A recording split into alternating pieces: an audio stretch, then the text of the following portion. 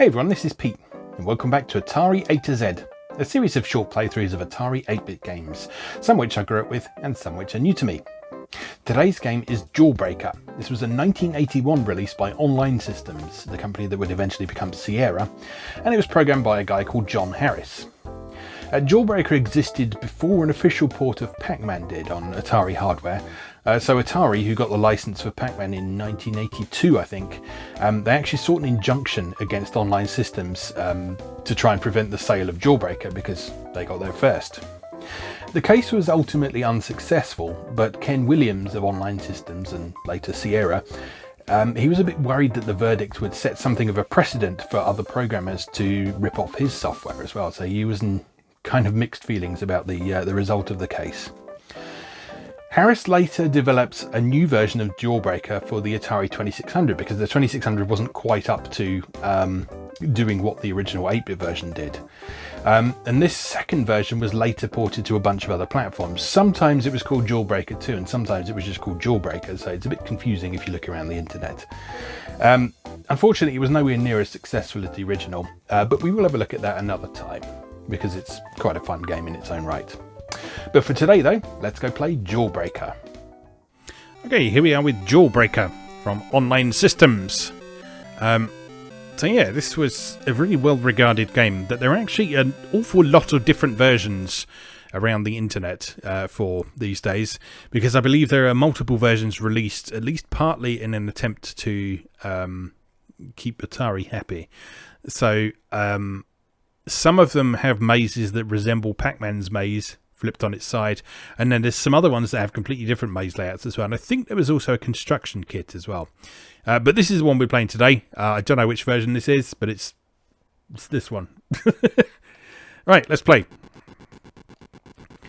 So you are the chompy teeth, and you have to go around and chomp everything while not getting caught by the various smiley faces. Now, the Atari 2600 version that I mentioned at the beginning was quite interesting because it incorporates all the same elements of this game, but it's not really a maze game anymore. What instead you have is a layout that's a bit like, if you remember Leggett that we looked at ages ago, where you have the series of platforms that have holes moving through them. But unlike Leggett, it's not a platform game, so you don't have to sort of time jumps, you can't bang your head on things and so on. It's just a series of lanes that you move through. But yeah, the really interesting thing about that is it's kept all of these smiley faces as enemies, complete with the animations that they do, all the distinctive animations that they do, like the rotating and the flipping over and all that sort of thing. And so it feels very much like a proper sequel to this.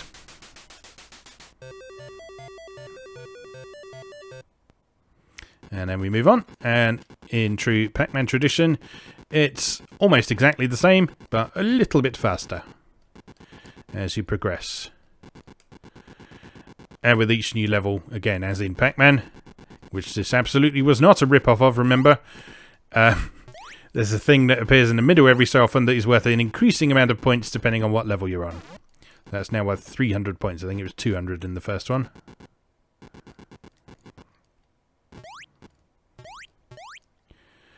I like how all the smiley faces keep their unique animations even when they're in their blue flashing vulnerable state.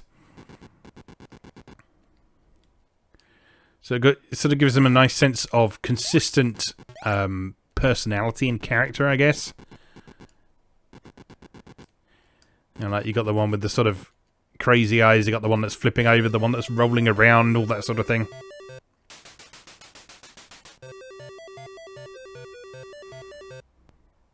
Now, this is one of those games I actually kind of vaguely remember finding slightly disturbing as a kid. Mainly because of that. Sort of the... Oh dear. The site of Spielender. Okay, so we have a German version here apparently. But yeah, just the sight of what is essentially a set of gums and some teeth, and all those teeth falling out, I always found quite weirdly disturbing for some reason. I think it's because, like, like many people, I've had the dream where all your teeth fall out. There's apparently something to do with money worries.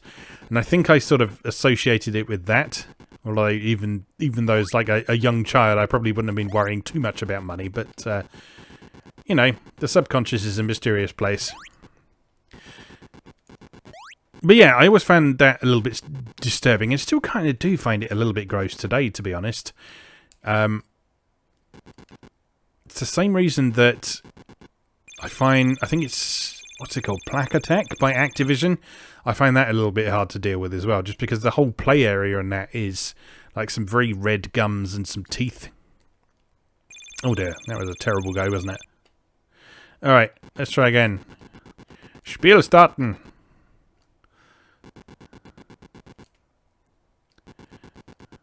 Don't know if that's the right word. I apologise to my German viewers. I know you're there. I know there's a couple of you, because you've mentioned it before.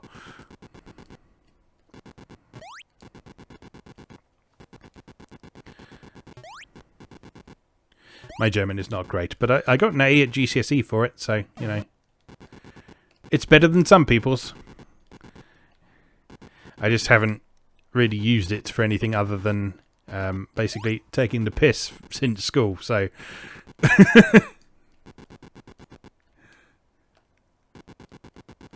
You know how it is. Why did I do so well first time around and then have completely lost all of my Jawbreaker skills in the meantime? No! Oh dear me.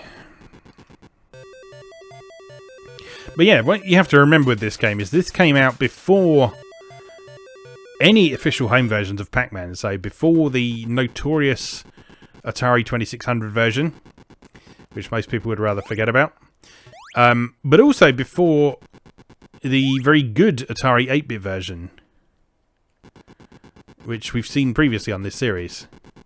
It's actually a very solid port of Pac-Man, but yeah, this came out before it, which is kind of remarkable. Oh look, you get 600 points for the third one. So it's not the same as Pac-Man, because that would be 800 points. Yeah, so there you go. It's not the same. It's not a rip-off. It's different. Slightly. Oh no. Oh no. I'd be interested to know about the AI for the enemies in this. Because if you've read up on Pac-Man, you'll know that the 4 ghosts in Pac-Man all have very distinctive... AI routines that make them all behave slightly differently. So one of them in Pac-Man is very good at chasing you. And the others are all sort of fallible in various ways, which gives you a chance to get away from them. I'd be interested to know if they did something similar here, or if they're all running on the same routine, or if there's something different. I don't know a lot about AI. It's one of those things that kind of blows my mind to even think about, especially the fact that they were doing that kind of thing. I mean, I know it's not the same as like modern AI and that sort of thing, but simulated computer opponents, even back in the Atari 8-bit days, and even on the Atari 2600, still kind of blows my mind, to be honest. The fact it was possible to do that. And I feel like I appreciate that, because at various points in time I've tried making my own games, both with programming languages, mostly forms of BASIC, like Atari Basic and STOS Basic on the Atari ST, but also with some game creation packages like Click and Play, Games Factory, Multimedia Fusion, that kind of thing. And the one area that I've always found most challenging, because I don't understand it, is artificial intelligence. Figuring out how you make computer opponents that behave in, if not necessarily a completely convincing way, then certainly a challenging way. That will challenge the player and present them with an opponent that isn't a pushover, but also isn't completely infallible as well. There's nothing worse than playing a game where the computer is completely unfair. Because in theory, the computer could be completely perfect. They could be an absolutely perfect opponent. And indeed, in the case of things like sort of chess programs and that sort of thing, that can sometimes be desirable as a means of training yourself. But with a simple arcade game, no, you don't want a perfect opponent. You want a bit of fallibility in there.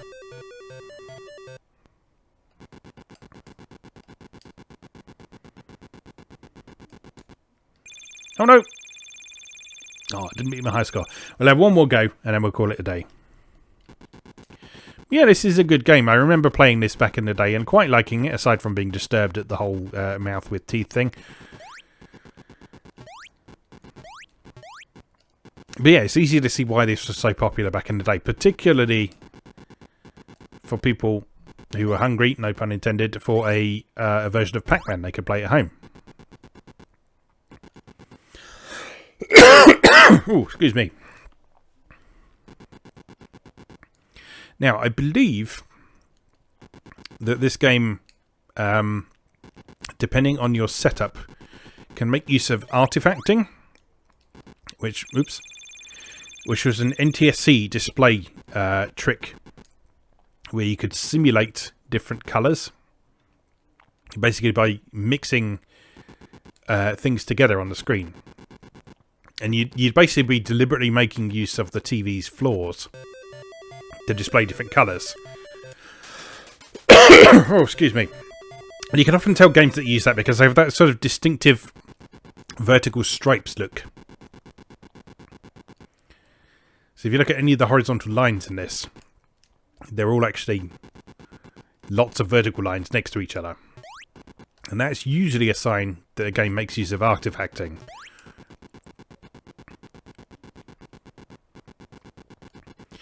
But I'm actually running this in PAL mode at the minute, so we don't see that.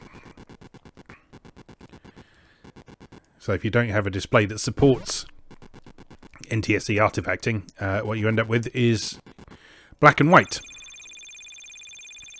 But in the case of this game, we've still got the colour from the sprites, because I would assume this is using the Atari's hardware sprites.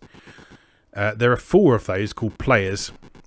And then there's also 4 missiles as well. But some programmers were able to basically stick those 4 missiles together to make a 5th player. So that may well be what we've got going on here.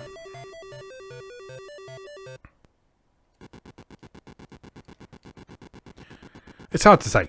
But basically the point is that the hardware sprites of the Atari are completely independent of graphics modes. And so even if you've got an artifacted display like this, that is only showing up in black and white on a PAL display, oh no, then they would still show up in colour regardless. So that's nice. Anyway, that's Jawbreaker. Let's leave that there for today, as I think I've reached my capacity for chomping dots. As always, thank you very much for watching, and I'll see you again next time.